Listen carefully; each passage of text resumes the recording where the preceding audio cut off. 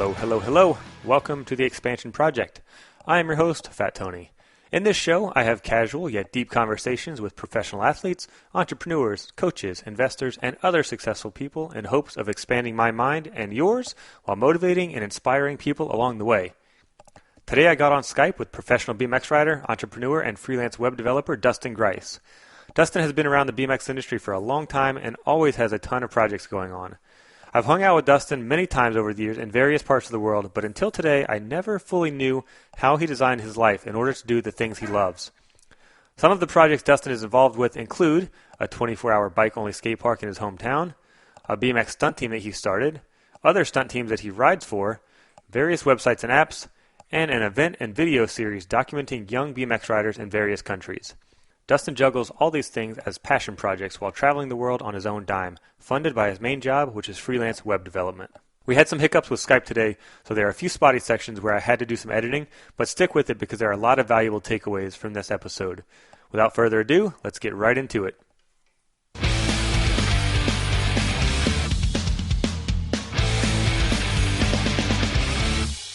So, Dustin, thank you first of all for joining me today. I appreciate you taking the time.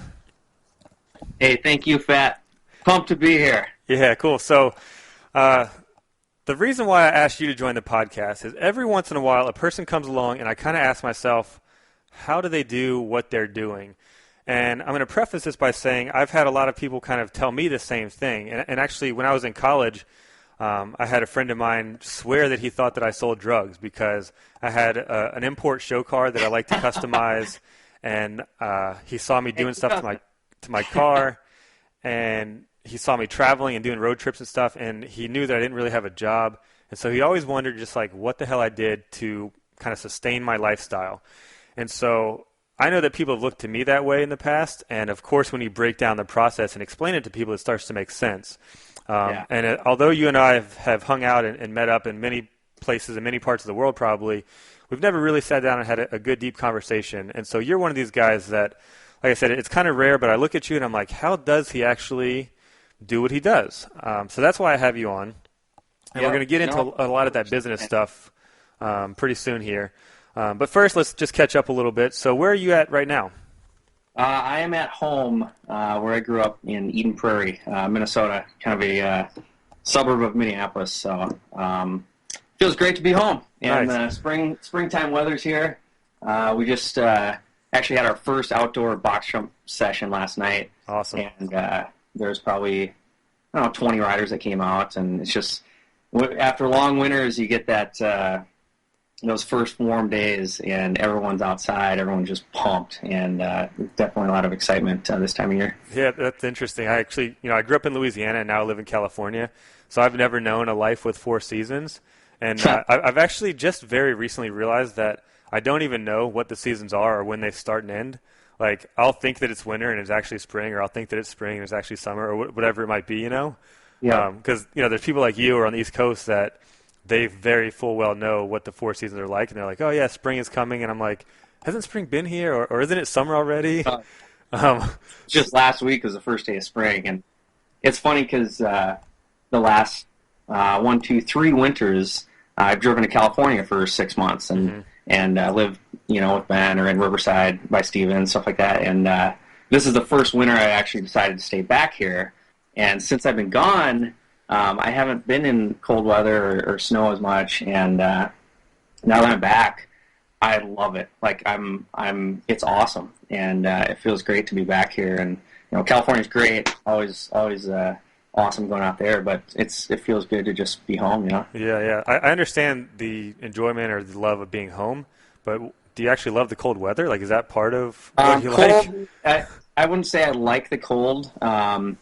But I love the snow, and I love how your entire world changes for a good chunk of the year, And, back in high school or college or whatever, I'd grab a sweatshirt and go out in the winter, and it's like now I actually prepare myself and I bundle up when I go out, so it's not a big deal, Uh-huh. And, man, last winter, I think it was negative 70 with the wind chill, and I even heard somebody died. Like, it was insane last year. I think it was the coldest area on Earth. It was colder than Antarctica. Holy shit! This past winter, it was fine. It wasn't bad at all, and we had some decent snowfalls, and just I even went dog sledding. Oh, nice. Who goes dog sledding? Like, it's just that's awesome. It was fun. I had a blast. So, and I recently did a trip to Alaska. That's been on my bucket list, and just being there and the snow and mountains and glaciers and all that is just, I fell in love. I mean, it's just I love seasons now. Yeah. You know. That's cool, man. Yeah, we're actually going to talk a little bit more about your traveling in just a bit. And so right now you're home. And did you say you're going to go to California soon? Is that what you told me while we were kind of setting up this podcast? Actually, yeah. Tomorrow I fly to California. Oh, cool, cool. And what are you coming out here for? Yeah, I'm coming out for Easter. Actually, I have family out there, and my mom and my brother, we're all flying out for Easter. And going up towards Bakersfield and even by Woodward to Hatchby. Cool. I randomly have, I don't even know if you knew, but my mom's sister got remarried probably about 5 years ago, and she happened to marry the guy who owns the ostrich ranch right down the road from Woodward West. And so his name's Joel. He's my new favorite uncle in the family. And when I was living in California, we'd fill up the car and we'd go out to Woodward for a weekend and stay at their guest house at the ranch there. And it's been nuts. It's like, what a small world. Right. And my aunt would even drive me out to Woodward West when I was working there or going there as a camper, and we remember passing this ostrich ranch, and then years later all this happens, and it's just so cool. Anyways, yeah, we're going out to visit family, and we'll just come out for a few days. Cool. So, will you be able to hit up Woodward while you're out here this time, or is this strictly family time? I don't think so. I'd love to, but this one's, I think, going to be more of a family trip. So yeah, I know all about that, man. I used to try to work in my bike and everything into like every trip possible, and as you get older, things kind of shift and priorities change a little bit, and time constraints come into play, and you just need to make that family time. No, for sure. And actually on Easter that evening, I fly to Detroit, and I'm doing some shows with ASA. Oh, cool. So I will have my bike. I'll be going straight into a couple of weeks of shows and stuff. So nice. Is that high school tours that ASA does? Yep. Cool. It's a anti-bullying thing this season. So awesome. Hope for that. So I saw on your Instagram account that not too long ago you did a trip around the world. I got to know more about this, man. Give me the rundown. Well, I've definitely been in travel mode the last few years, and your Australia trip inspired a ton of that trip. Really? Because I remember you going. I think we even talked about it, and maybe I was trying to maybe join you, but you were. I don't think I was. Dude, I do remember that now. Yeah, because I was going with Danny Josa, and you were talking about like going somewhere around the same time. Yeah, okay, I do remember that now. Yeah. Yep, and that was last, because you went what, a year ago? Beginning like January 2013, I think it was. Oh, it was 2 years ago. Yeah. Okay. Yeah, so I wasn't quite ready for that, probably financially and everything, and so it had been on my list for a long, long time, and I did Europe last year for almost 3 months, and then I'd been hearing about Feast doing the Feast in China for years, and it got canceled last year or 2 years ago, and then they said it was going to happen last year, and I was like, man, this is going to be my only chance to ever go to China. I gotta do this, and so I went to China, and then Australia's just been on the list, and hammered that one out this winter. Stayed at home. I'm literally in my parents' basement right now, and just saving money, and my brother is as well, and so we're like, man, if we're living at home right now, like we can afford to do a trip like this, and so my brother flew out with me as well. But so there's two different ways you can fly to Australia, and you can either take the short way, which is still a long flight, Yeah. say from California to Australia, or you can go the long way around the opposite way of the world. Uh-huh. And I was looking at flights, and I found one that was like $200 cheaper, and it had a 14-hour layover in Dubai. Nice. And it was actually out of Abu Dhabi, which is an hour from Dubai. So I look up rental cars, $35 for the day. Mm-hmm. My brother and I hop in a rental car, drive to Dubai, and we were basically spending about 12 hours in Dubai. Yep. And then head back to the airport and fly out. I mean, that was the start of the trip, like right out of the gate. Mm-hmm. And I just blown away. And the one thing I've learned about traveling is all it is a flight away. Wherever you want to go, it's one plane ticket away. Yep. And it's interesting you say that, because when I first started traveling on my own, you know, I traveled in college just on road trips and stuff, and it was always just, you know, wherever we could drive within a quick couple hours distance or whatever, with me and my buddies and our bikes and stuff.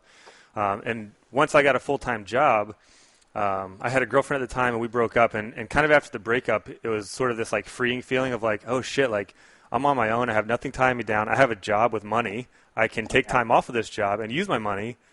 Like the world is completely open. And I remember just being this crazy feeling of like, holy shit, I literally can go anywhere in the world. And so my first trip wasn't too far, and it wasn't a different country, it was Hawaii, but that same kind of feeling of like, all you got to do is get on a plane, and within a couple hours you're going to be in a completely different world. Oh, yeah. So I'm looking at your Instagram right now, and I'm just going to go down the stats, because you have a really cool little graphic you made of this trip around the world. So 34,000 miles, 120 hours, 15 flights, 5 countries, 5 weeks, 2 travel companions, 1 big-ass bungee jump, and 1 friggin' hot air balloon. So you got Abu Dhabi, Dubai, Singapore, Brisbane, Gold Coast, Melbourne, 12 Apostles, Sydney, Manly, Bondi, Queenstown, Milford Sound, Fox Glacier, Franz Josef Glacier, Wellington, Auckland, Bay of Islands, Christchurch, Cairns, Great Barrier Reef, Daintree Forest, Hunter Valley, and Fiji. So that is quite the list, my friend. I have a lot of questions. Oh my God. You know, I think we could probably do a whole hour about just travel, but right. we're gonna speed this up and just get through a few more things, because I want to talk to you a lot about business as well. But I've got to know, first of all, who did you go with? Who were the 2 travel companions on this trip? My brother and I started the trip for about 3 weeks, Okay. and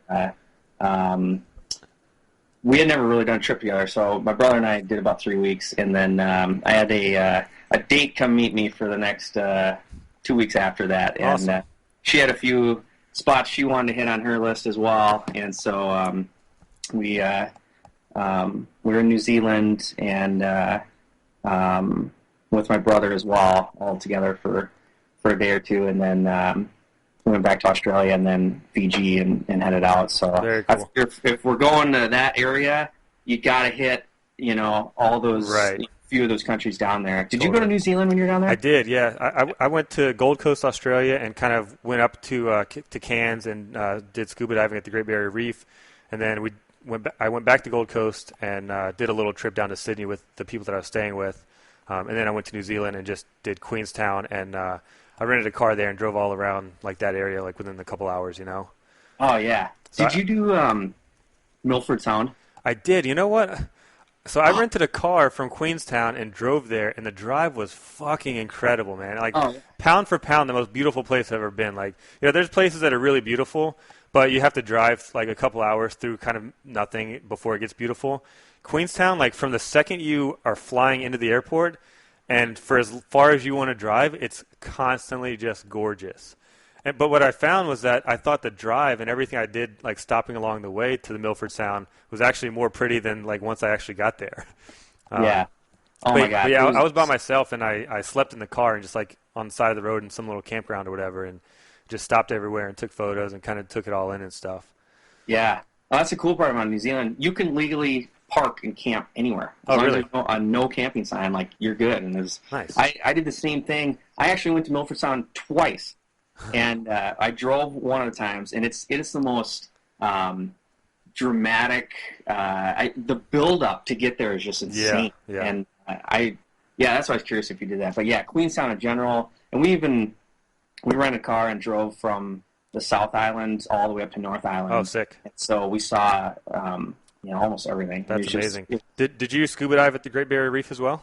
I did. I actually just got a photo from that. I haven't even posted. I've never scuba dived. Had you scuba dived? Yeah, I had been certified and gone a few places before that. Okay. Well, that's right. You guys don't you go snorkeling and stuff? Yeah. I go snorkeling quite a bit here in California.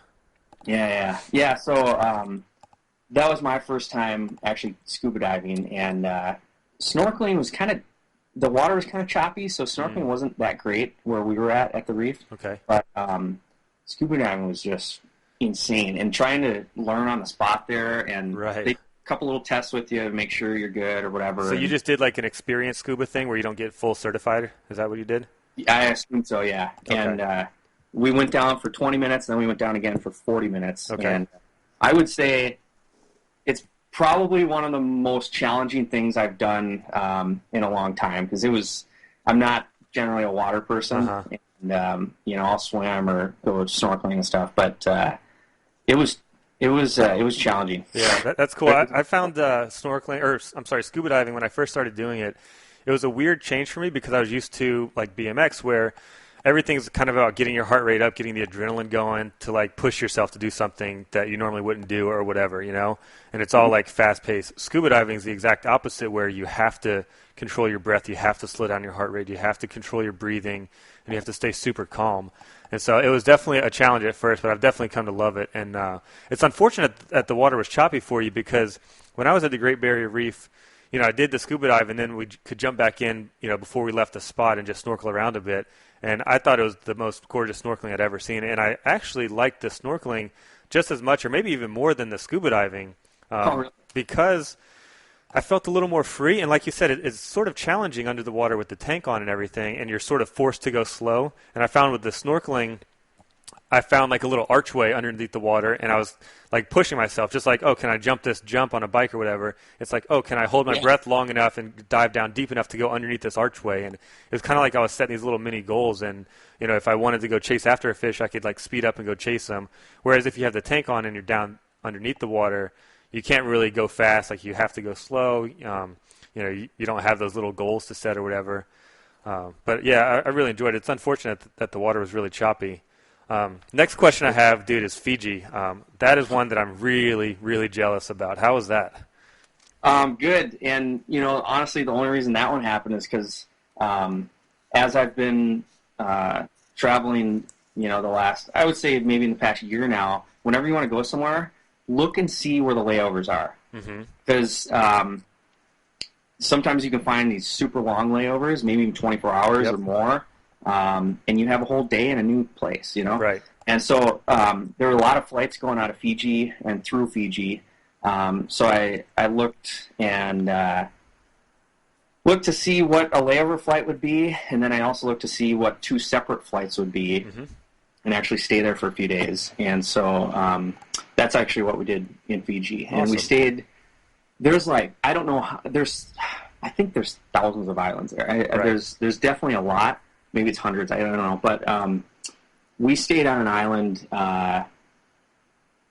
about 2 hours from the main island. The main islands were, most of the bigger cities and stuff are.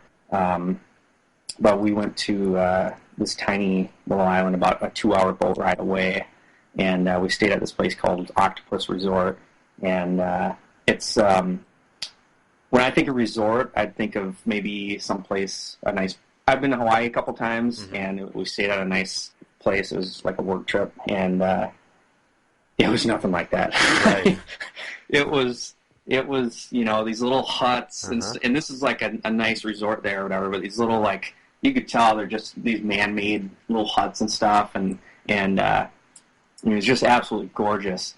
And then you go out the back door, and there's in your bathroom's outside. We were showering outside. Yep. You look up, and they maybe get a little bit of rain in the afternoon or whatever, and in your shower, and it was nuts. Yeah. And no air conditioning. I mean, it was super hot. It's summer down there right now, and it's probably always summer down there. But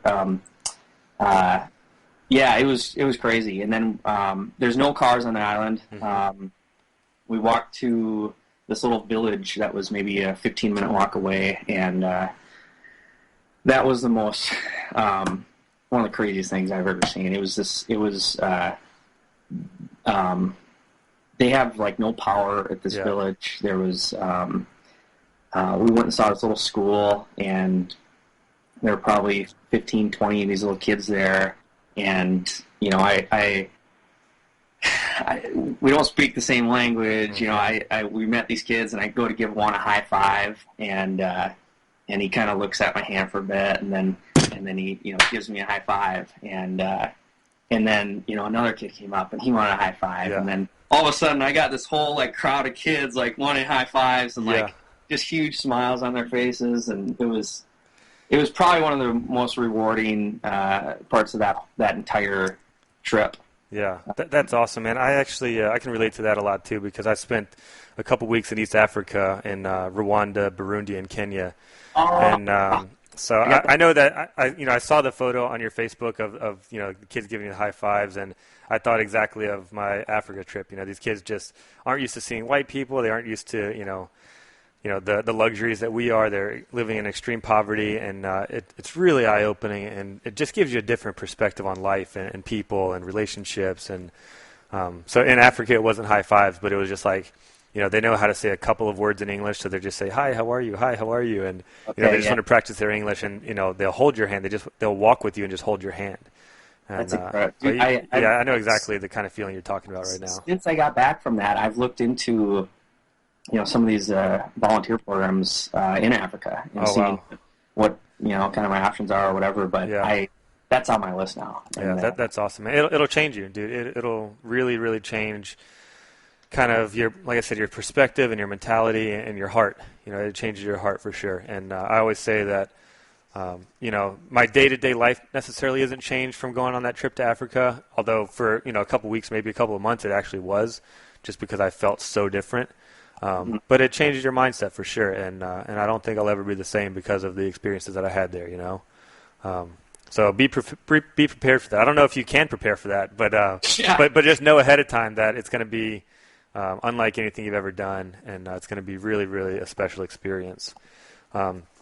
So one other thing that I want to talk to you about this trip is how you made it possible. And I'll go ahead and give a little story of my big recent trip, because I know that when people say, look at my Instagram, and they're like, oh, you went to all these places, like, how do you do it? I know those questions come up. And, you know, part of the reason I want to do this podcast is to, you know, spread some knowledge and inspire and motivate people and let them know that it's not impossible, and you don't have to, you know, have some kind of secret riches or secret money somewhere.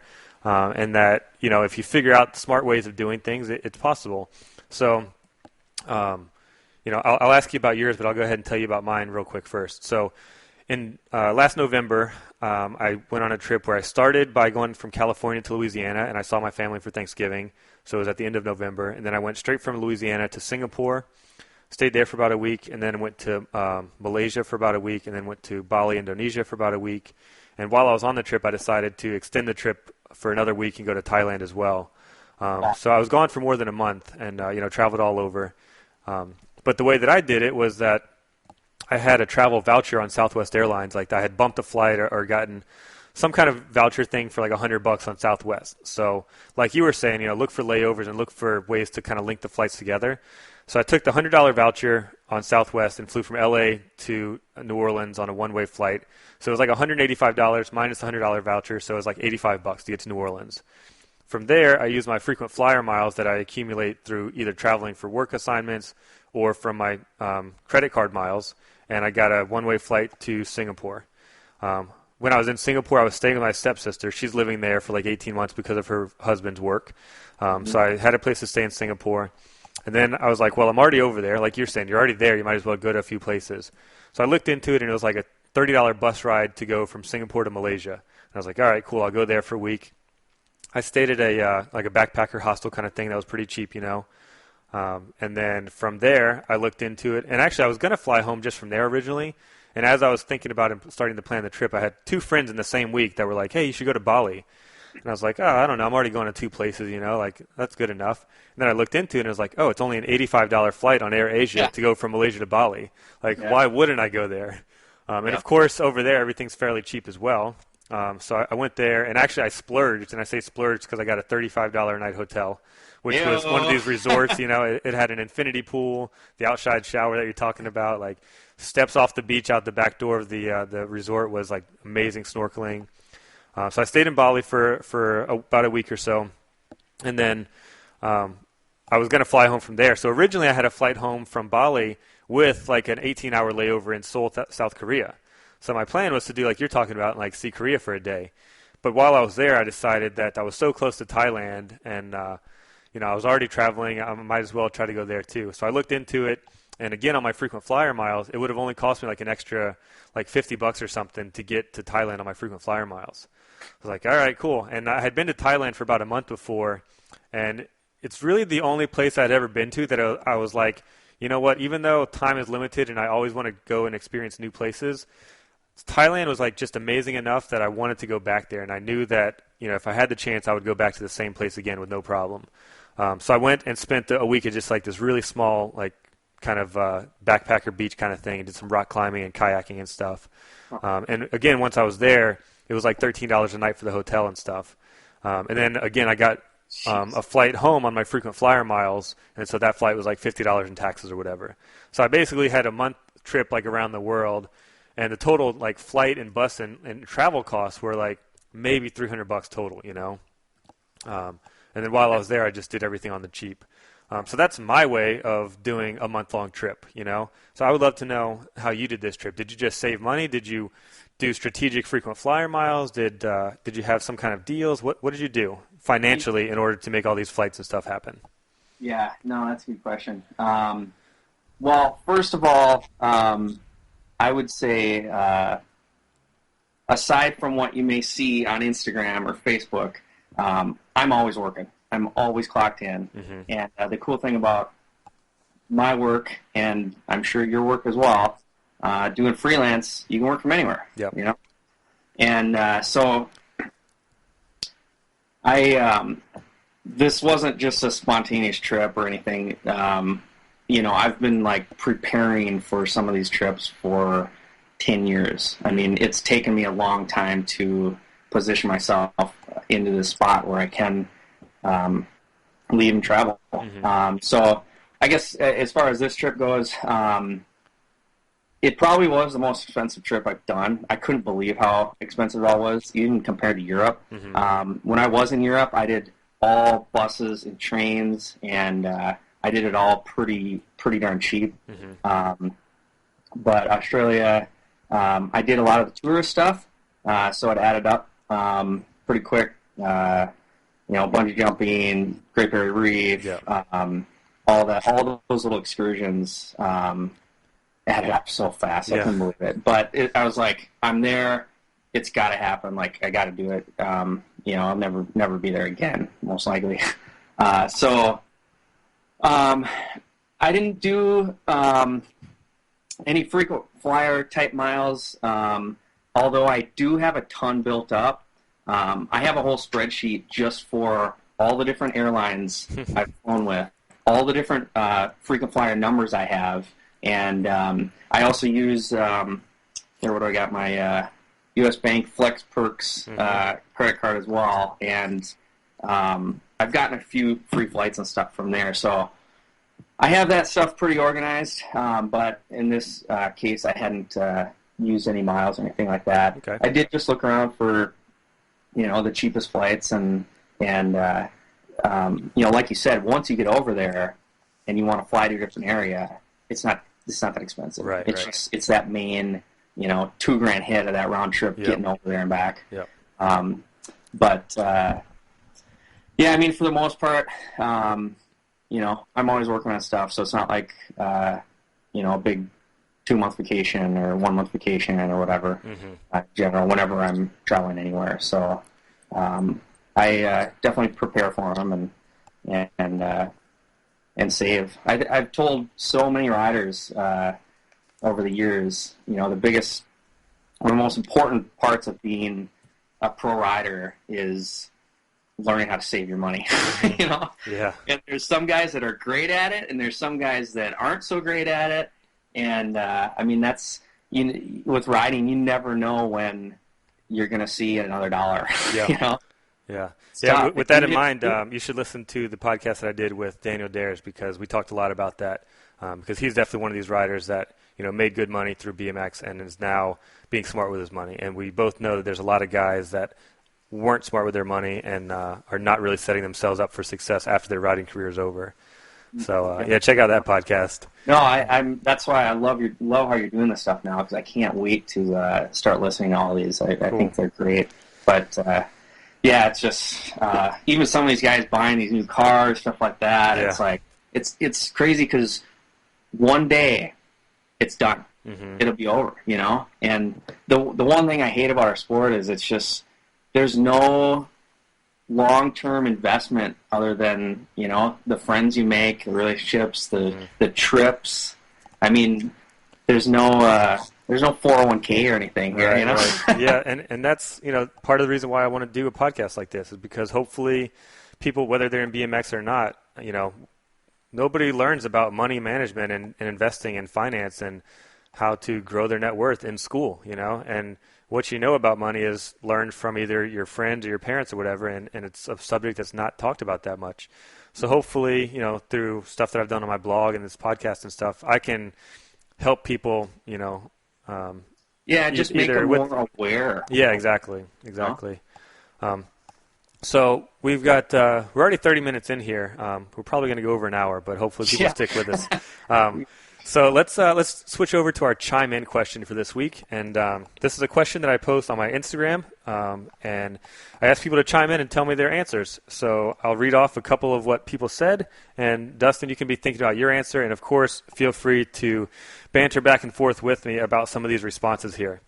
And of course, if you guys want to chime in on future questions, you can follow me on Instagram at FatTonyBMX and look for the chime in graphics.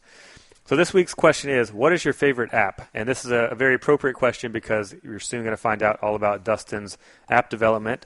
And of course, I had to put a caveat on there of no social media and no dating apps because we know that everybody would probably say just Instagram and Tinder. So here we go. What is your favorite app? At CPiper34 says Dance Comp. And at Cameron_Gonzo says VSCO. And, I saw a lot of VSCO hashtags on Instagram, and I had no idea what it was, so I figured it's time that I look it up.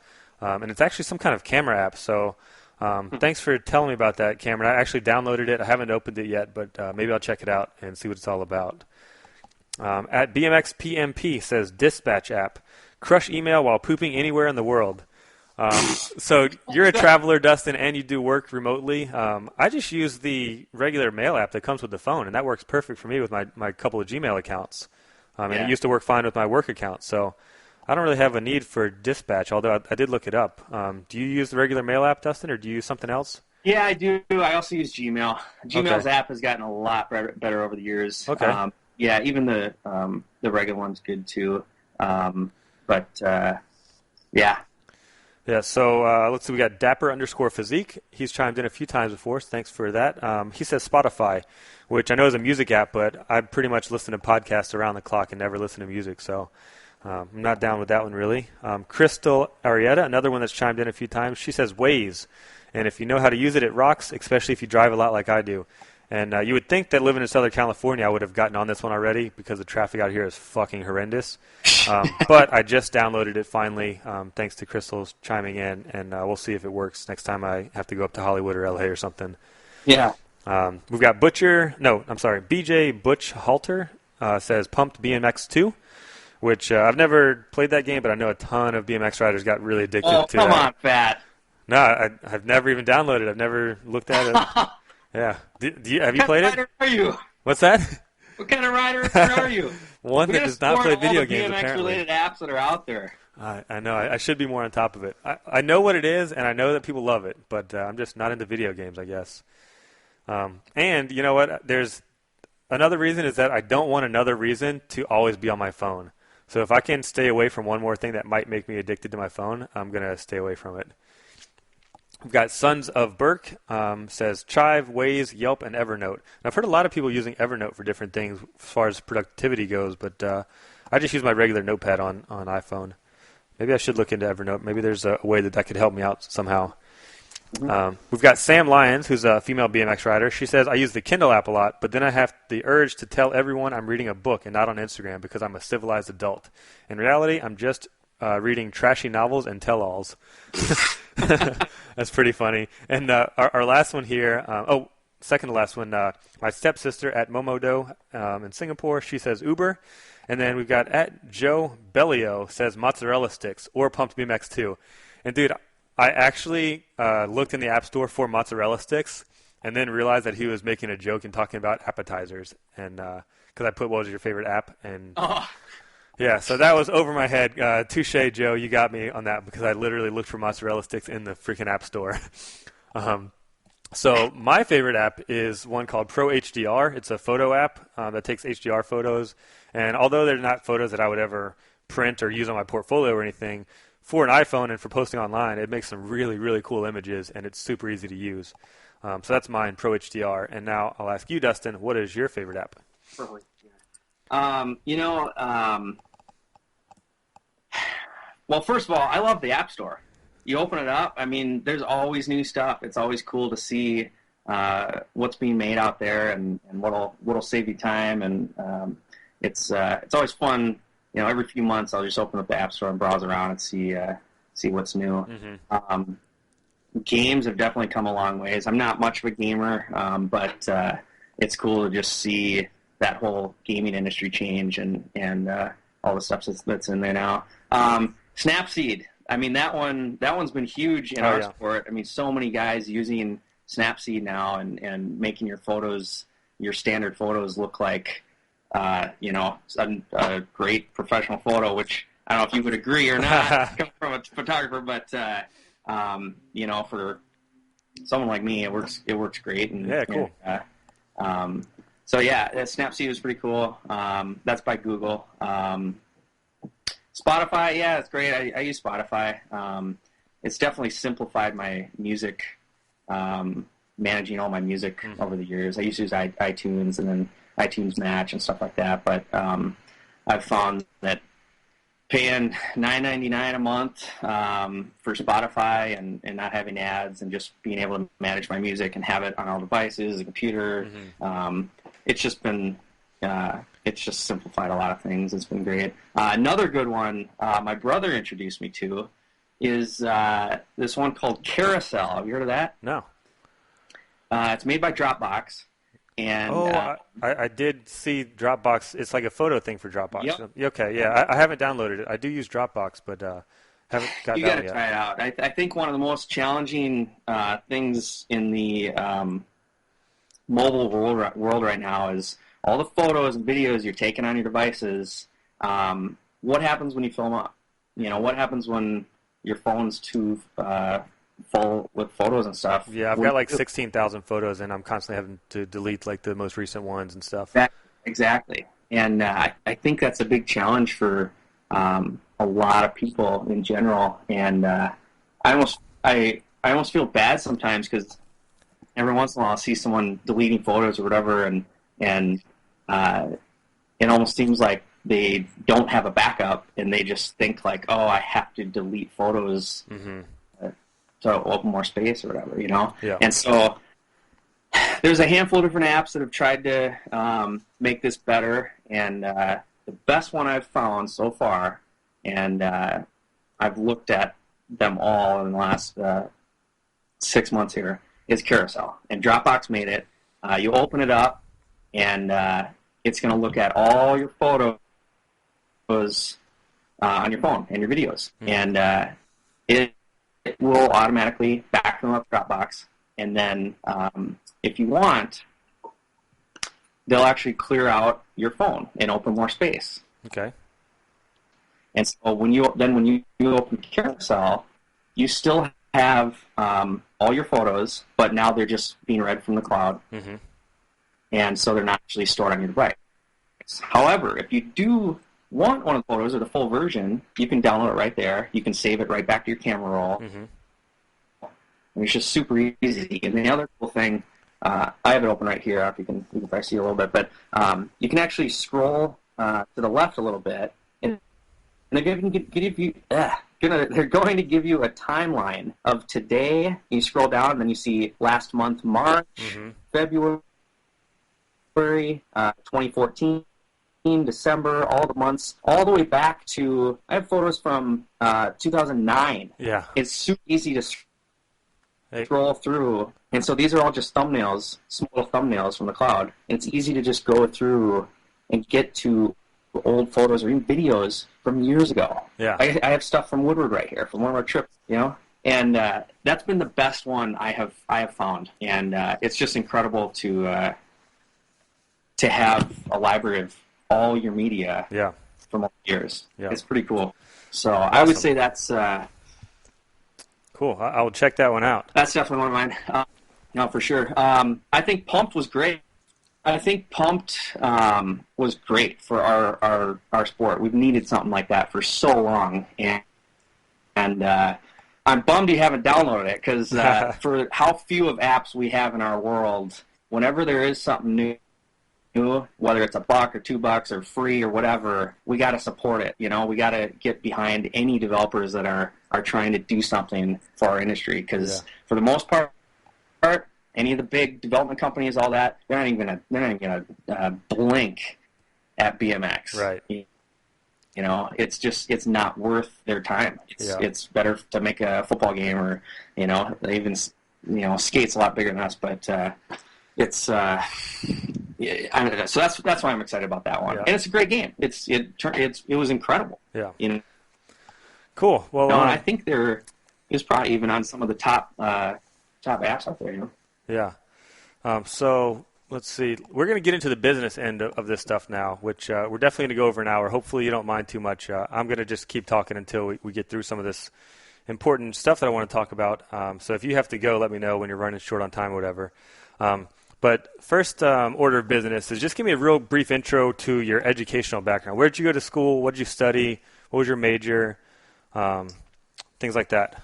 Yep. No, for sure. I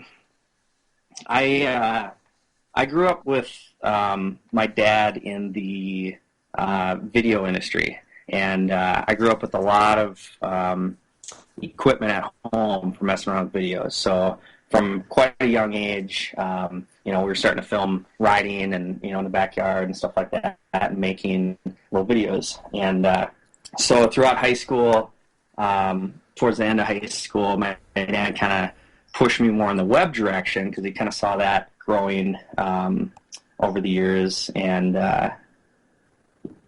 which is, almost 15 years ago. I graduated 11 years ago, so he started pushing me that direction. And then after I graduated high school, and I had always messed around with web stuff back then, just on my own, and it was great with writing because if we took a picture or video of a new trick you learned or whatever, one day I learned to put a photo of me riding a bike on the internet. It was nuts. Yeah. And so it was great because they both kind of complemented each other and pushed me to learn both. So in college I started with a 2-year. I looked at a few different colleges, and I found this. There's a technical college right down the road that had a great program. It was very affordable. I had even taken some high school courses there as well, throughout post-secondary classes or whatever they call them. But so I looked at, I would say, 3 different schools. One of them was $30,000. The other was $50,000. And then Hennepin Technical College, that was same exact program, 2-year program for under $10,000. And it was you know what? I've taken a few classes there in high school. We'll just try this out. It's right down the road. I could walk there. And so I started with, it was a graphic design and web emphasis associates program. And I did that. And they're even since over the years I'd been messing around with stuff on my own. I already knew Photoshop, Illustrator, or whatever. I even tested out a few classes, and then at that point, and I graduated high school when I was 17. I didn't turn 18 until later that summer, and so I graduated college by the time I was 19. Oh wow! And I was like, this is crazy. I'm like, I'm not done. Like I need to do more here. And so then I did a 2-year web programming associate's degree, and I took college courses, or not college. I took summer courses. Some of the semesters I had 20 some credits. Like I was hammering these things out, and so I did 4 years of school within about 3 years. Okay. And so at that point I had two-year associate degrees, one in web design and graphic design, and one in web programming. So at that point, I kind of knew both sides of the web. I knew the front end and making things look pretty, and I also knew the back end and how to actually make things work and do different things. Mm-hmm. So that's kind of my school background. Right. So do you feel like that educational background, like right now you work for yourself, just freelance or whatever, you don't have an employee position anywhere. So do you feel like that education was necessary for you to be doing what you do now? Oh, for sure. I mean, everything I've been doing the last 10 years has, I would say, been, fueled by going to college and learning all that stuff. Cool. I see, I even grew up riding with guys, other kids who, they didn't go to college. Some of them didn't even graduate high school, and it's sad, and I even looking at some of those guys now and the stuff they're doing, I feel like if they would have stayed in school, it'd change their whole life, Yeah.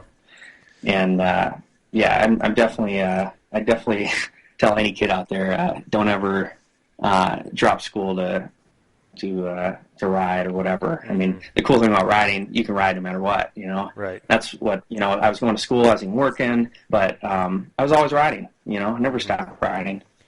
So, and I think that's the one thing that's actually got me through all this is riding, because it's always been there. It's middle school, high school, college, work, girls, whatever it is, like riding is the one thing you can escape to and just get away and always enjoy doing it. And any other rider, including yourself, you can relate. You know exactly what I'm talking about right now. Any non-rider, they probably have no idea what we're talking about, Yeah. So when somebody asks you, what do you do? And, in our society, when people ask that question, they're usually referring to what is your job or what is your career. What do you answer back with when somebody asks, what do you do? That's definitely an interesting one. Yeah. I'm not asking you that like for my personal sake, because we're going to get into a lot of the stuff that you have going on. Yep. And that's why I'm asking this, is because I know it's a tough question. It is a good question, because in general, I say I ride bikes and I make websites. Okay, cool. Yeah, easy enough. Simple, Yeah, but, so for me, I kind of do the same thing. Like I say, I ride bikes, I work out, and I take pictures. Usually, that's kind of a go-to answer for me. Oh, yeah. So, and a lot of times I try to divert that question into like more of the question being about myself and my life, and not just how I make money. But so, okay, I'm going to just run down a quick list of some of the stuff that you have going on. So you are a really incredible BMX rider. You've won contests. You've been on the cover of at least one magazine that I know of. You also co-founded a 24-hour skate park, which might be one of the only of its kind. You started a stunt team that performs demos and shows. That's BMX shows and stuff. You started a BMX tour for young riders called the Lil Pros Tour. And with that, you have a lot of YouTube videos that go along with that tour. And you actually have more than 1 million views on one of your YouTube videos, and over 100,000 views on many other videos. You do website and app building for various other clients other than yourself. You've developed your own apps, and also you travel the world. So in addition to this, you seem like you do a lot of things that kind of give back and help other people as well, like the Little Pros Tour. like the skate park, that's kind of a unique way to give back as well. The shows kind of provide, ways to give back to that community and stuff. You have something going on with a thing called the Link Foundation, which we can post a link about that on the website, no pun intended. So you do a lot of shit, and I don't think we have time to get into everything you do here. But maybe let's talk about a couple of these things and just sort of figure out, do you have something that's kind of your bread and butter as far as income goes? Or do you feel like you pull income from a lot of different places in order to kind of build the life that you want? Right out of college, I had a full-time job right away. I was at a bicycle part distributor called Quality Bicycle Products, and I worked in IT there with probably about 25 other guys in IT. There's about 500 in the company total, but they distribute bike parts to pretty much every single shop in the country. If you walk in any bike shop, ask for their QBP catalog, it'll be this massive, massive book. I had a pretty good job right out of high school, or not out of college, and I was there for about 5 years, and did really well there. And but the problem was, it was hard to travel. It was hard to go to contests and stuff like that. And I had always been riding, so I eventually took a leave of absence for summer, and I was doing fine on my own, and so I went back and took my boss out to lunch, and I told him I was gonna leave, and that was probably about 6 years ago now, and I haven't been back since. So from that point on, my income just dropped, and from what I was making there with a full-time job. But like we mentioned earlier in our conversation, you got to know how to save your money. Mm-hmm. So I had saved my money. I paid off school. I paid off my car. I paid off my computer. All that stuff. I had no debt. And then I was probably living on my own too. Since then, I've moved back home a few times to save money and stuff. But in general, since then, it's just been freelance work is where I've made my money. I've done the whole sponsor thing, trying to get money from brands, stuff like that. But it's one of the most challenging things out there, and it's crazy because you'll spend hours and hours and weeks and months or whatever trying to get money from brands, and first of all, you might not get anything. Second of all, if you do, what are they going to say? What are they going to say? $50, $100? Like, it's just, I've started a spreadsheet of what kind of the average hourly rate a pro BMX rider would make, or any BMX rider, and it's like pennies, Yeah. It's tough. So I got really burnt out on that world, or that side of things a few years ago. I really just started focusing more on web and my clients. So would you say now you're doing websites? Sorry, I think we have some more delay back and forth between each other on Skype here. Okay. Would you say your main income then now is web design and development for your freelance clients? Yep. No, for sure. Okay. I mean, it's always been like that, but I've been more focused on that now than ever, just because, I turned 30 this summer, and I'm getting older. Like I said, I'm living in my dad's basement right now. It's like I need to start building something that is going to last long term. And so a lot of the clients I've had, even the last few years here, I've been doing a lot of stuff with, and not much of it is in the bike industry, mm-hmm. or especially BMX. And so I have like some real estate clients. I have financial advisor as a client. I have a handful of a couple restaurants or bars.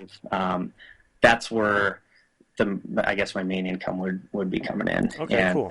So it's just we have I don't know. You and I know we have very little money in our sport, and it's just, I help out.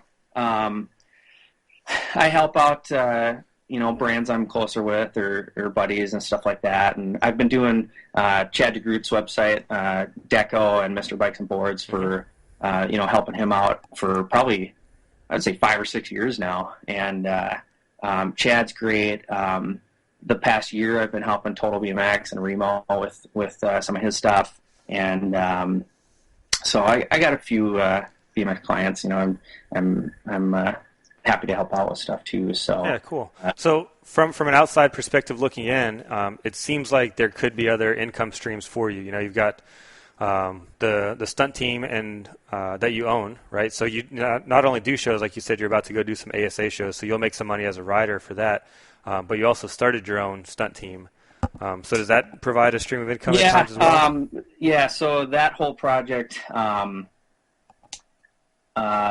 So we live in Minneapolis. We have honestly like 8 months where we have snow on the ground. Like it's insane. So, and we have very few places to ride. Any park that's been around, on average, it's around for 2 years and then it's gone. Mm-hmm. And so finally, my roommate Evan and I at the time, we wanted our own place to ride. And so we asked everyone in our scene, like, hey, what if we had our own place? Like, would you chip in for this? And we had about 50 guys say, oh, yeah, let's do it. It was about 5 years ago.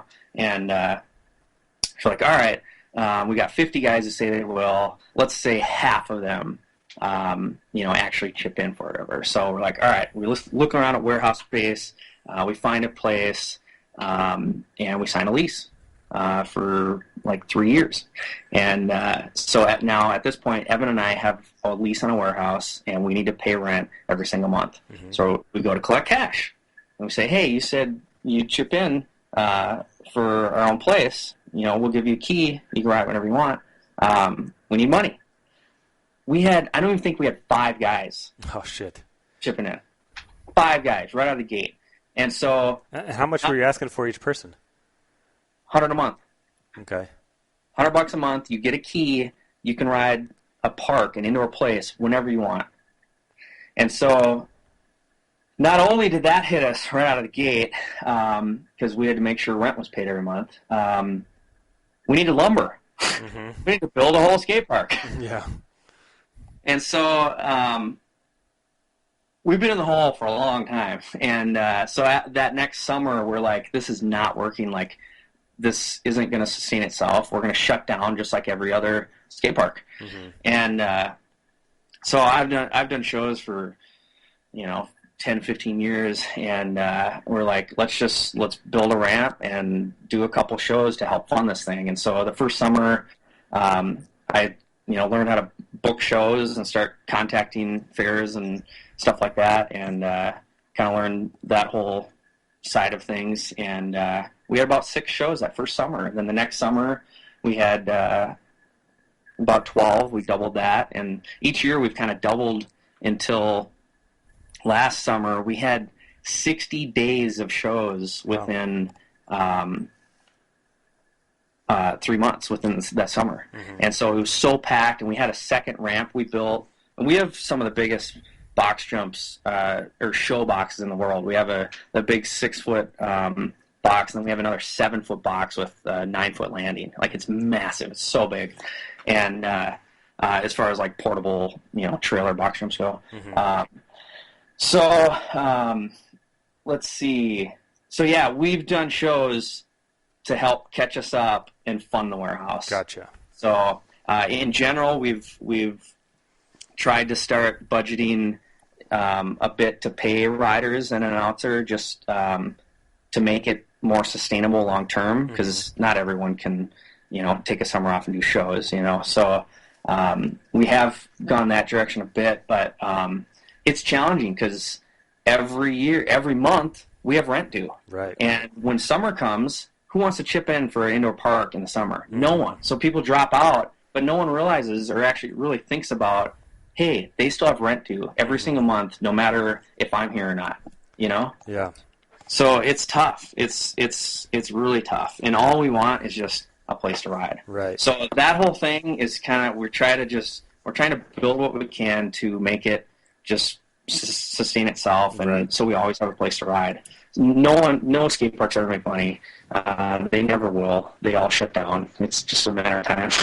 And there are very few parks that can actually make it. So we're just doing what we can to keep it around, and it's any park that is still open. It all comes down to how passionate the person is behind it, and how much they can go through to keep it around. Yeah. So that's interesting. I didn't realize that the shows was kind of a way to help sustain the skate park. That's the only reason, man. Yeah. That's the only reason. Well, that's cool, man. And that's, a good thing for people to keep in mind. Like you've had a problem. Okay, we need rent due. People aren't paying, and we need a way to make money. So you created a way to make money, and it's still something that you enjoy doing. You didn't say, oh, I need money. I'm going to go rob a bank, or I'm going to go start digging ditches because I don't like digging ditches. You're going to do something that you enjoy doing, and that still gives back by promoting a positive message through your shows and stuff. So that's a cool takeaway, I think, for people to get out of that. It's crazy. It's been crazy because we have along the way somehow picked up clients like Delta Airlines, and we do a ton of the big fairs, bike shop shows, free stuff. Like they gave a, like one of the shows was in Atlanta for Delta, and they gave us a handful of flights. And so I called even like Alex Landeros and some guys on the other side of the country, some buddies, and said, hey, there's some, I'm losing you again. Giving us free flights. Like if you guys want to come out, you're more than welcome to come and join us, and hotels, everything. And you're losing me again. You want to recall? Yeah, let's try it. Can you hear me? Yeah, let's try to hang up again.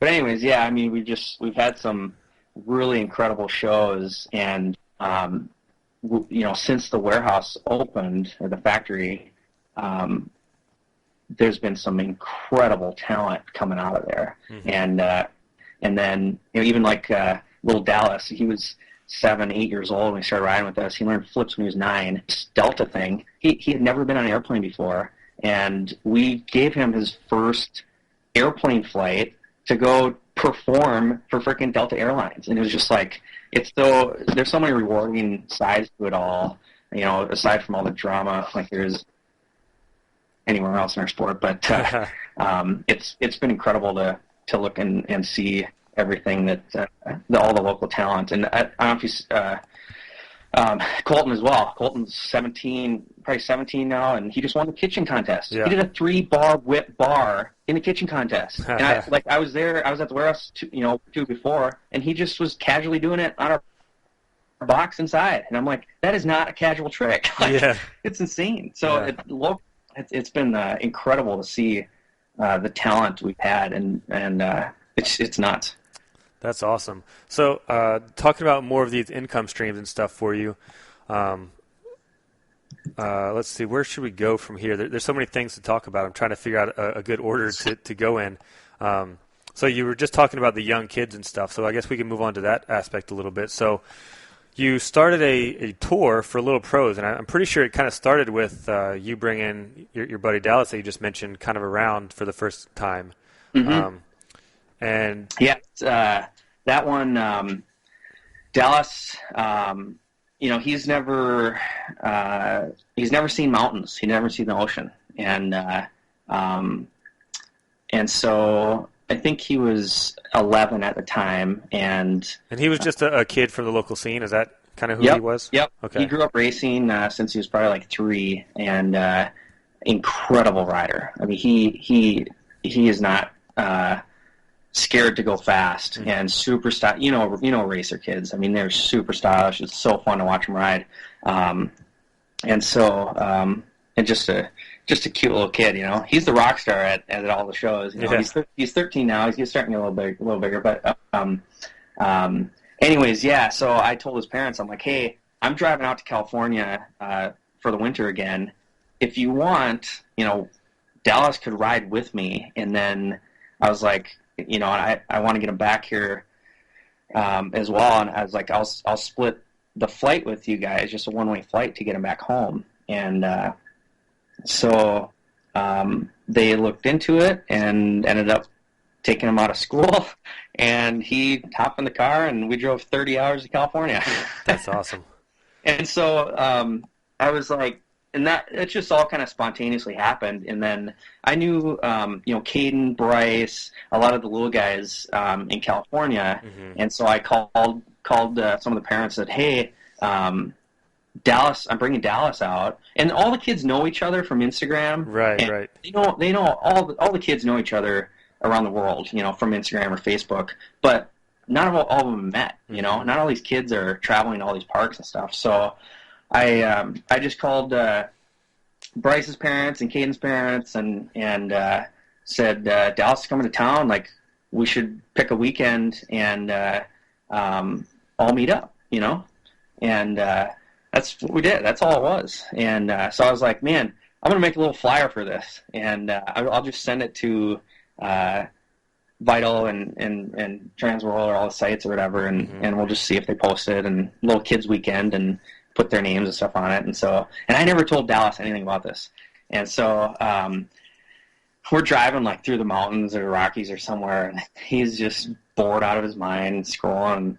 He's on Vital and scrolling down, and all of a sudden he sees this flyer for this little pros tour, and his freaking picture and name is on it, 11 years old, and he's like, what is this? Like, he's going nuts. He couldn't believe it. And it was funny because at that point I was like, I'm going to make a quick Instagram for this thing too. And then the next day Dallas is like, he's like, no way, they have an Instagram. And I'm like, Dallas, it's just me. Like, there's no they. It's just me. I just made it real quick.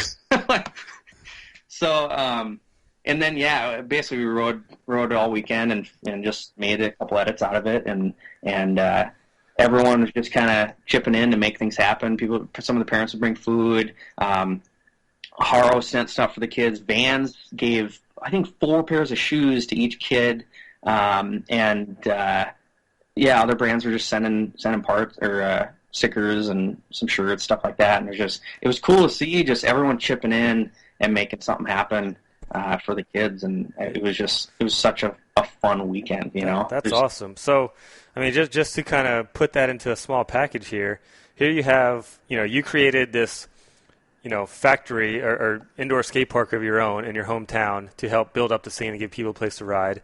Out of this scene emerges a kid who's really freaking talented, and then you decide, hey, let me try to show this kid the world and just open up his eyes to some new things. In the process of doing this, you help get a kid to California for the first time, and then you're like, hey, let's make it a little bit bigger and invite some other kids out to ride with this guy. Then it basically turns into a tour of sorts or an event of sorts, I guess you could say, where companies want to be a part of it and sponsor and stuff because it's such a cool thing. And so from there, you basically expanded on that and saw like what a cool opportunity was, how successful it was for the kids, and how the parents loved it, and how the companies that were involved liked it. And so now you expanded out and have done one in the UK and Australia, right? Yeah, and the only reason those happen is because I have them.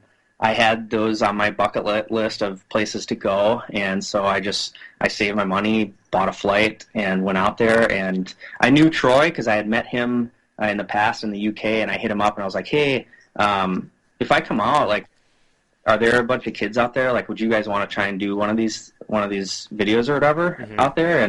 And he's like, yeah, there's loads of kids, so we did, and that's all it was. And one of those the weekend before, Matt Nicklin, who I was staying with, we both drove up to Scotland because I wanted to go there. I always wanted to go to Scotland, and we went to that Unit 23 park, and there was a ton of little kids out there. One of them was even coming down to ride with us that following weekend, and so we filmed a little video on the spot there, and I posted it, I don't know, that week or next week or whenever it was, but that's the one that just exploded. That's the one that's over 1 million views. Yeah. Just, the talent was nuts because I was there and I'm watching these kids do like 3 whips, like on the spine, like 12 years old, 11 years old. There's a little 6-year-old there, 7 years old. And I'm like, this is nuts. Like, this is insane. I can't even believe it. I'm like, I'm gonna go get my phone and film a little edit.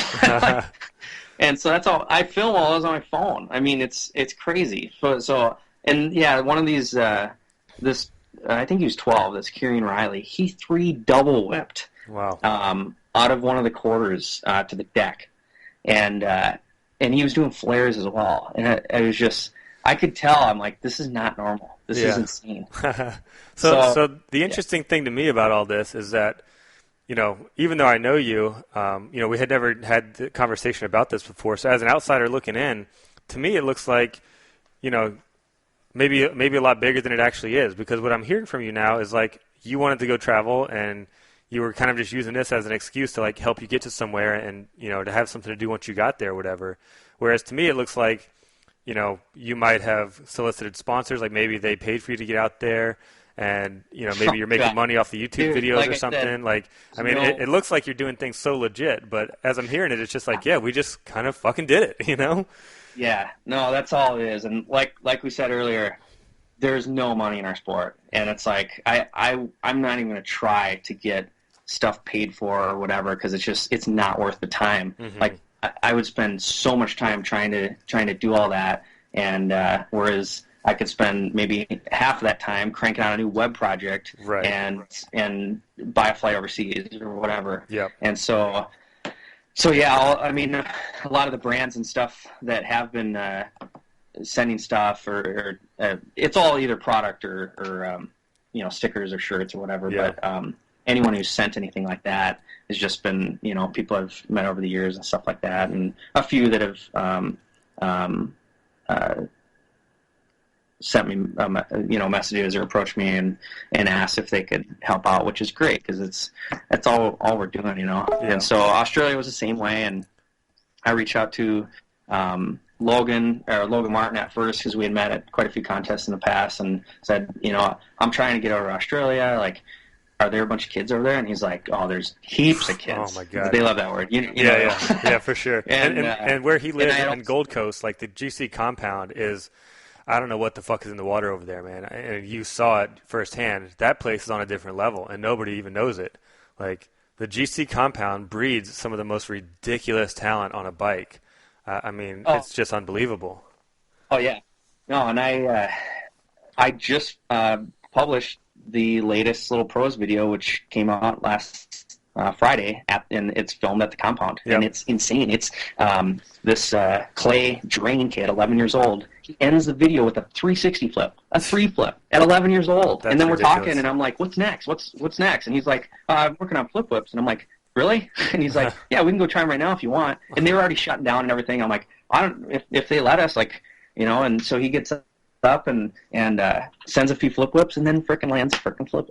11 years old. That's insane, man. It's just insane. I could not believe it. So with with your YouTube videos of these Little Pros tours now, like I said, you have more than 100,000 views on some of the videos, or on a lot of the videos, and you have over 1 million views on one of the videos. Have you been able to monetize any of those through YouTube or become a partner or anything through YouTube because of that stuff?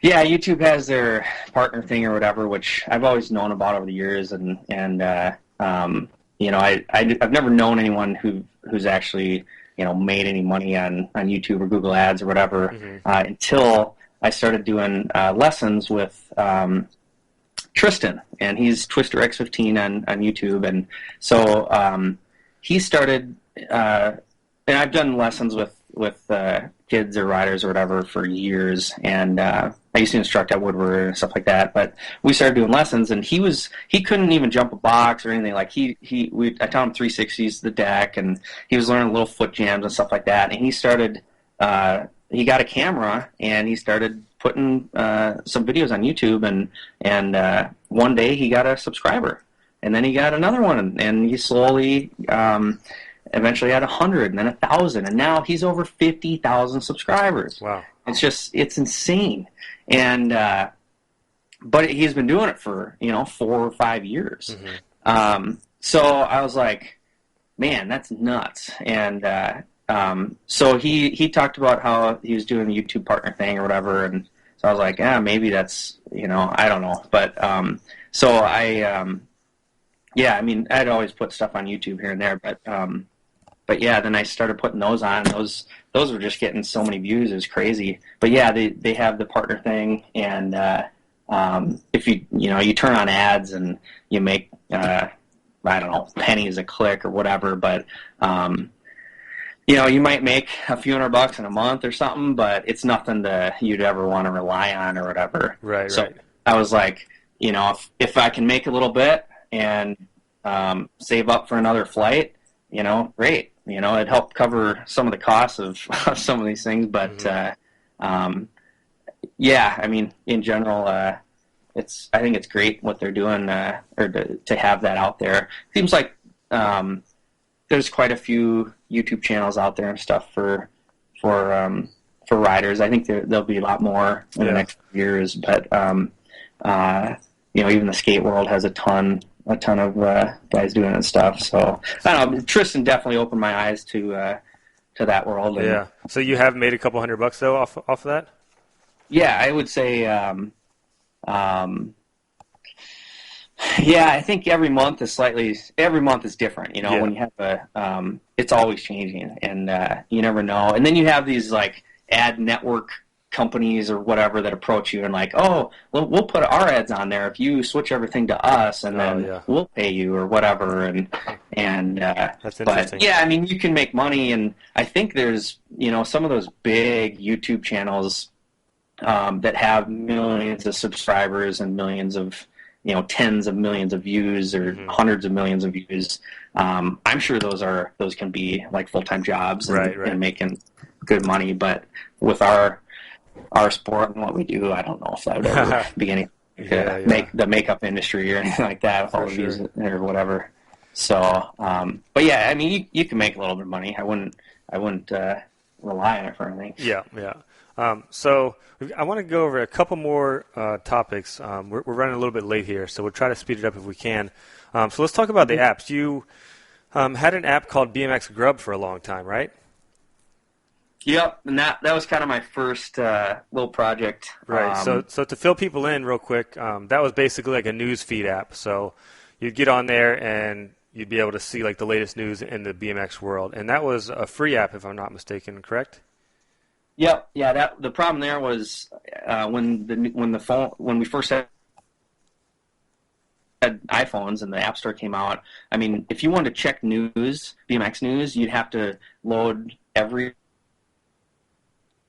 site individually and look and see what they're doing. And I was like, man, there's got to be a better way to just pull the news into one and have a nice way to just browse through all the latest news. So that's what that was. Yeah, it was a free app. It probably had over 100,000 downloads. I did a skate one too. That one probably had over 300,000 downloads. I did a few others, and total probably very little on the App Store, especially in our had over 500,000 downloads. Mm-hmm. And it was pretty like incredible. In ads on that or anything? Then, there was in BMX, and so when you search BMX, like I had one first. Yeah.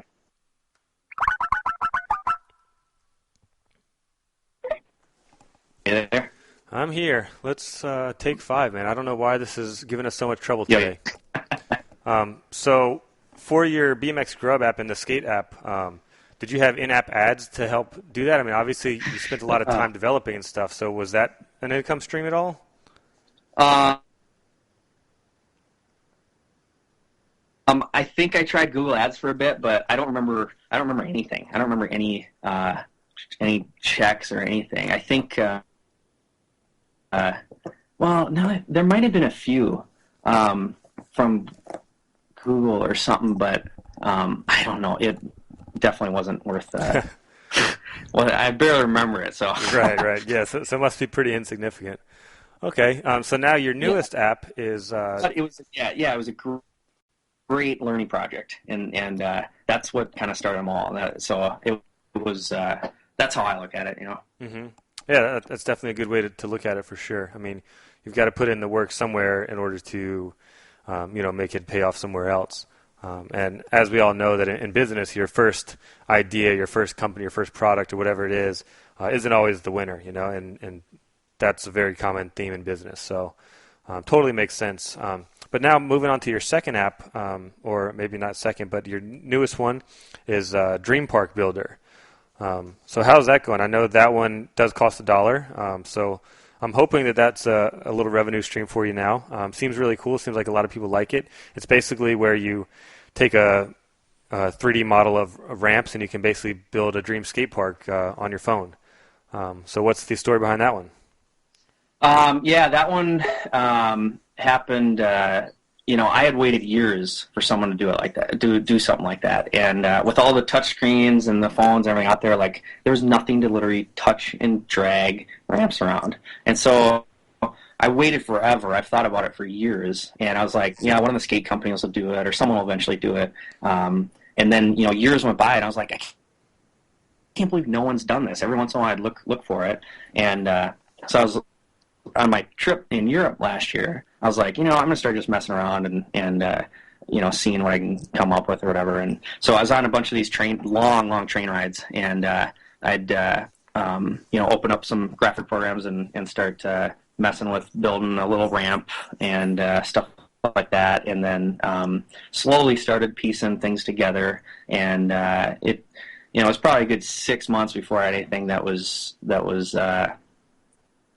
presentable or testable or anything. And so overall it took about 9 months to finish and actually get in the App Store.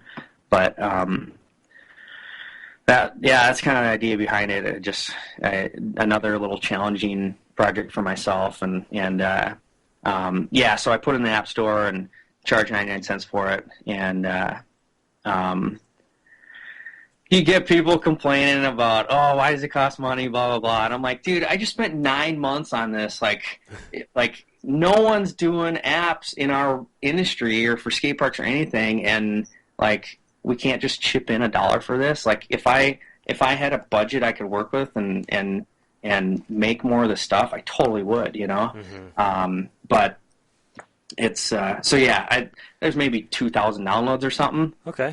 I think the last couple months there's been 30 downloads a month or something like that. And Apple takes 30%. Mm-hmm. Android does too. So once again, it's nothing to rely on. Yeah. So the theme that I'm getting here is it's interesting, and that's why I like to have these conversations, because I wouldn't have known this stuff had we not sat down and talked. But what I'm really gathering from you is that you're just a passionate dude that loves to do the things that you love to do, and so you basically work a normal, quote-unquote, normal type job, a freelance job, but you work a job in order to fund your habits and to be able to create the life for yourself that you want, which is super interesting, and I think a lot of people can take away a lot from that. So you were talking about building this app or starting to build it when you're on these long train rides, and that's one of the things I wanted to ask you about is, how do you manage the workflow when you're traveling for months on end and doing international travel? Do you set a time aside each day to work, or do you just set a time, full days that you're not going to go out and do tourist or adventurous stuff, and you're just going to work? How do you manage that workflow when you're on the road traveling? Yeah, I would say every day I'm always checking in with stuff. Always being on email or whatever. I got an incredible. I don't know if you know about. Are you on T-Mobile? No. Okay, so they have free international with all their plans. So, and it's free unlimited data. It's slow, like 3G data or whatever, but it works. Mm-hmm. And they have, it's like 100 and some countries that your phone will work in. And so I've always been connected everywhere I've gone, and except for Fiji. But, so yeah, I'm always basically connected and keeping up on stuff. But yeah, I guess it just depends what I've going on. If say there's contests or stuff like that, I'll block out a long weekend or whatever, and just try and fit it in. I wouldn't say there's a real set schedule or anything, but I'm real good about checking in on things and making sure everything's running and making sure everything's good, Yeah. As far as being productive on the road, do you find, that going to coffee shops or sitting in a hotel room kind of makes you more productive than if you're, at a friend's house and there's other people hanging out and kind of distracting you? Yeah. No, you definitely have to be in kind of a private environment. Coffee shops are fine. Sometimes it can be a struggle to find good internet. You know, a lot of times I know if I'm going to be on a train or something without internet for a while, like there's always stuff I can do without being connected. But yeah, it's I got one for you. Living at Ben Snowden's house, trying to work there. I mean, seriously. And I got it down pretty good, but yeah, I've learned how to block out other distractions to focus on things. But but yeah, in general, with kind of what you were mentioning earlier about just being passionate about a lot of these things and always doing freelance and stuff like that. Like since I was young, I've always enjoyed. I've always had ideas for things, and I've really enjoyed kind of doing new or different things or whatever. And you know, when I was a kid playing Nintendo 64, like I came up with the N64 club, and I'd make little sheets of all the latest codes and stuff like that. And then in middle school, just learning how to make little websites and put bike pictures online. And then in college, I started a site called MNBMX, and it was all Minnesota BMX stuff. And towards the end of college, I started InterBMX, and I think there was about 10,000 riders on there. It was before like Facebook was massive, and right at the time of MySpace, and then the Grub stuff. I taught a course at the college I graduated from for like 2 years, teaching a simple web class there, and with doing instruction with riding, and like I love teaching as well. And then just other web projects. We did a site called Bar Hop, which is for bars and stuff like that. Another one called Villa Soup, or like a real estate type thing. Even when Groupon was big, my partner Kayla and I, we were working on a project called The Blind Squirrel, and it was like a local Groupon thing before Groupon was in Minneapolis. And that project was probably my first like real big like startup type project, and it was with, I don't know, a group of probably a dozen people. They even raised like $500,000 for the thing, and it was it lasted for probably a good year. But I mean, even that was just an incredible experience to be part of or whatever. But it was, but yeah, I mean, just I've always been in love with doing new things and different stuff, and you know, even starting our warehouse or starting shows or whatever. You know, all of our shows we're doing, we give away a brand new bike at all the shows, you know? Yeah. And it's fun doing different stuff, and it's cool to have work and job where I can afford to do a lot of these things, you know? Do you read books or kind of get inspiration for your lifestyle design from other places? You know, I think for me, the book The 4-Hour Workweek by Tim Ferriss was a big inspiration for, you know, how I kind of design my life, and I see a lot of that in you with all these different projects you have going on, and even just knowing that you really weigh the time versus payoff. You know, we talked about, I can, you know, work for weeks or whatever trying to get a little bit of money from a sponsor, or I can just work for a couple hours on a actual client job and get that same amount of money, you know? So knowing that you kind of weigh that out, it seems like you've got a really good head on your shoulders, and a lot of the things you talked about seem like common themes that I've seen in, you know, like I said, the 4-Hour Workweek or other things like that. So do you read books or listen to podcasts, or, you know, have, you know, motivational people that you kind of look to for this type of inspiration? Yeah. Well, first of all, thank you. I appreciate the comments there. Yeah. You know, I haven't finished the 4-Hour Workweek. I have it. I haven't fully finished it. I've on one of my drives to California, 30-hour drive, I downloaded the Steve Jobs biography, and that was 26 hours long. So it took me all the way to Vegas, and then finished the last 4 hours. But that one was really good. But yeah, in general, I don't listen to too many. If I'm on road trips and stuff, I'll definitely download something and listen to it. But yeah, in general, I don't really sit down and read probably as much as I should. But However, I got the new BMX Plus here, and I've been reading that one. Nice. Well, cool, man. So normally I would do a section that I call quick hits, but we've talked about a lot already, and we're over on time. So I'm going to skip over some of those, and let me see if there's any one last question I wanted to ask that might be good. Yeah, for sure.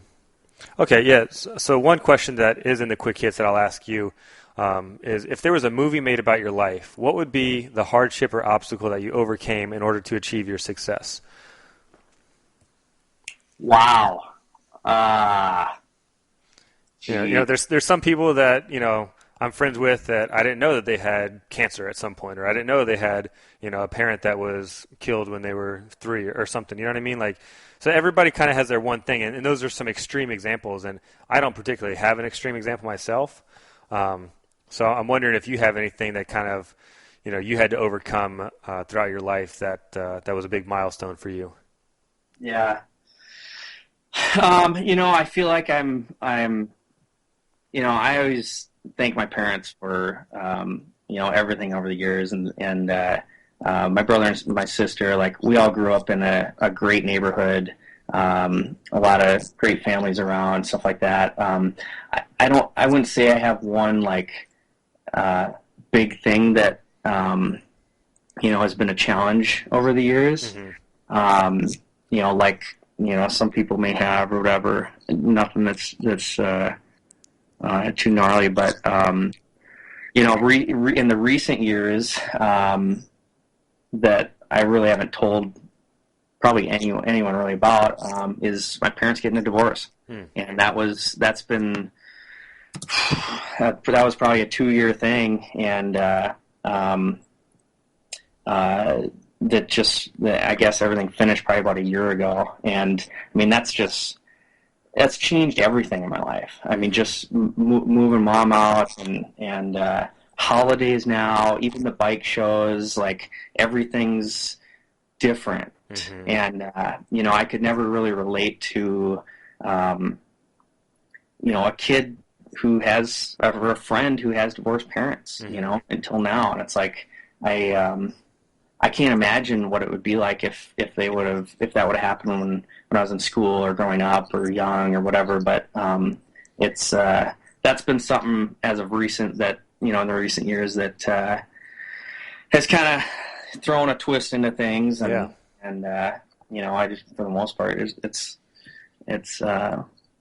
different. I can see how that would really change the dynamics of your situation. My parents separated when I was about 1.5 years old, so I never knew them together.